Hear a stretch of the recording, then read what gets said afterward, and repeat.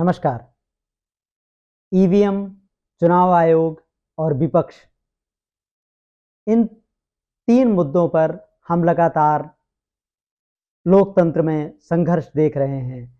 भारत में जैसे-जैसे संविधान और लोकतंत्र पर शिकंजा कसता जा रहा है, ईवीएम, चुनाव आयोग और विपक्ष के बीच संघर्ष बढ़ता हुआ दिखता है।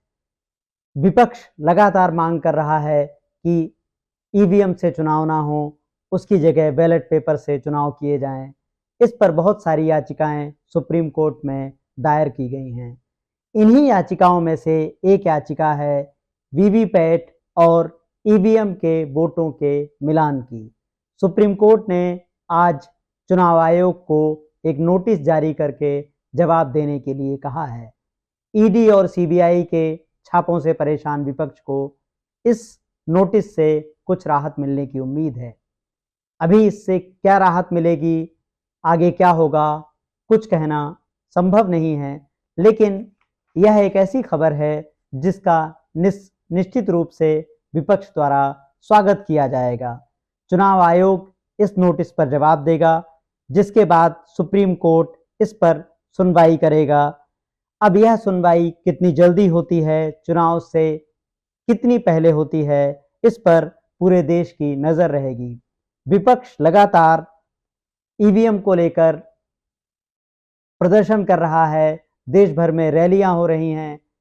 कांग्रेस नेता दिग्विजय सिंह लगातार ईवीएम के मामले पर मुखर रहे हैं और अनेक प्रदर्शनों का हिस्सा रहे हैं।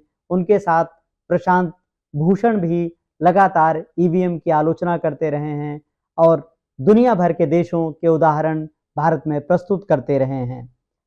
विपक्ष मोटे तौर पर तीन बातों को कह रहा है, जिसमें से पहली बात है ईवीएम को हटाने की और बैलेट पेपर को वापस लाने की। दूसरी बात है वीवीपैट से ईवीएम के वोटों के मिलान की और तीसरी बात है सोर्स कोड देने की।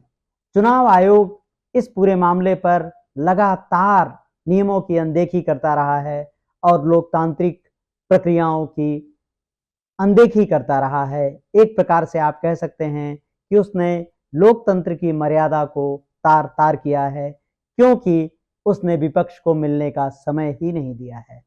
अब जबकि चुनाव आयोग को नोटिस जारी किया है और उसे सभी ईवीएम वोटों की वीवीपैट से मिलान पर जवाब देना है, यह देखना बहुत महत्वपूर्ण होगा कि चुनाव आयोग किस तरह के तर्कों के साथ सुप्रीम कोर्ट में आता है और इस मामले की सुनवाई कब होती है। आप जानते हैं कि 4 जून को मतगणना होनी है, 4 जून को नतीजे आने हैं। उससे पहले यह सारी सुनवाई हो जाए और उसके हिसाब से चुनाव आयोग तैयारियां करे, इसलिए इस फैसले पर लगातार नजर बनी रहेगी। अभी चुनाव आयोग की व्यवस्था केवल इतनी है कि एक विधानसभा क्षेत्र में 5 ईवीएम वोटिंग मशीनों को रैंडम यानी बिना किसी क्रम के चुना जाता है और वोटों का मिलान किया जाता है। याचिकाकर्ता वकील अरुण कुमार अग्रवाल ने अपनी याचिका में कहा है चुनाव आयोग के दिशा निर्देश को बदला जाए और वीवीपैट के सत्यापन को क्रमिक रूप से आयोजित करने का जो आदेश है उससे अनुचित देरी होती है, उसे बदला जाए। याचिका में तर्क दिया गया है कि एक साथ सत्यापन करने और प्रत्येक विधानसभा क्षेत्र में गिनती के लिए अतिरिक्त अधिकारियों को तैनात करने से 5-6 घंटे के भीतर ही पूरा वीवीपैट सत्यापन किया जा सकता है। आपको याद होगा कि बीजेपी लगातार इसका विरोध कर रही है और उनका कहना है कि इससे चुनाव प्रक्रिया अत्यधिक लंबी हो जाएगी। लेकिन इस याचिका में बताया गया है कि किन तरीकों से इस समय को कम किया जा सकता है। सुप्रीम कोर्ट ने जो नोटिस जारी किया है उसमें सभी ईवीएम वोटों की वीवीपैट से मिलान की बात कही गई है, यानी जिस मतदाता ने भी वोट किया है उसके वोट की वीवीपैट की पर्ची से मिलान किया जाएगा। इस मिलान के बाद ही नतीजे जनता के सामने आएंगे। देश भर के याचिकाकर्ताओं और विशेषज्ञों की चिंताओं को भी शामिल किया गया है, जो लगातार सवाल उठाते रहे हैं। आपको याद होगा कि ईवीएम की गड़बड़ियों को लेकर देश भर से सामाजिक कार्यकर्ता, राजनेता और प्रबुद्ध नागरिक सामने आते रहे हैं।